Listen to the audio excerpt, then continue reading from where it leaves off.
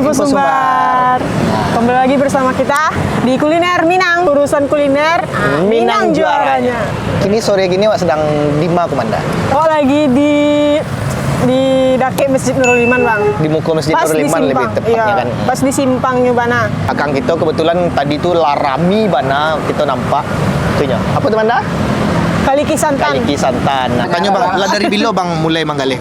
Mulai mengalir risiko sebelum corona bang. Sebelum corona berarti lu lama-lama bana lah ya Bang. Lalu nih bang, cuman dulu lah pernah aja nggak leko, cuman yang Sebelumnya di pasar dulu bang. di pasar Di raya. pasar raya, ya sejak dari bongkaran tuh mah pindah ke Siko alhamdulillah lah bang. Oh, gitu.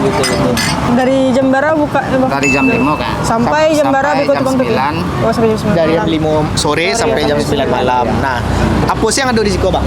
Menunya ada ya kacang, air pondo batang, santan biasa, santan pepaya.